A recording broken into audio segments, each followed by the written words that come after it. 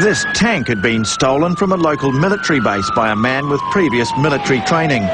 No one knows for sure what he was trying to do, but the theory is that he was heading for government buildings in downtown San Diego. The scary part was that it was obvious that the suspect was familiar with the tank. We immediately got information that there were no munitions in the tank. However, if he could get to the tank, get the tank out, there is no reason to believe that he couldn't get a large shell into the cannon of the tank. In those films, you see all the vehicles behind, which are all police vehicles, keeping the public at a safe distance.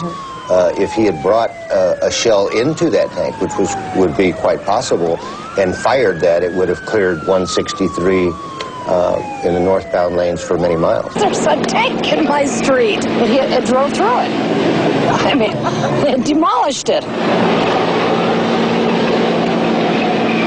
It was my van. Yeah, he pushed it all the way down here. He wanted to do it. He saw it in his eyes. He was having a good time, so.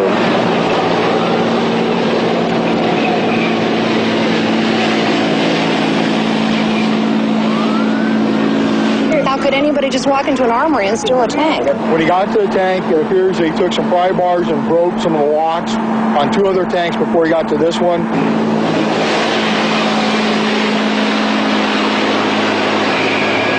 But a tanker bar. We can stop it with a tanker bar. The police weigh up their options.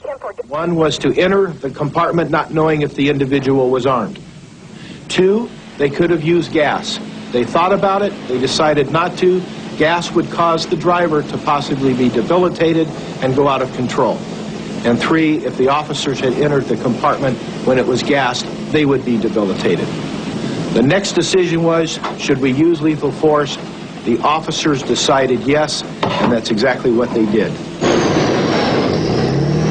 The officer somehow got the hatch open and ordered the driver to stop. They were afraid that he would get the tank off the barrier at any moment.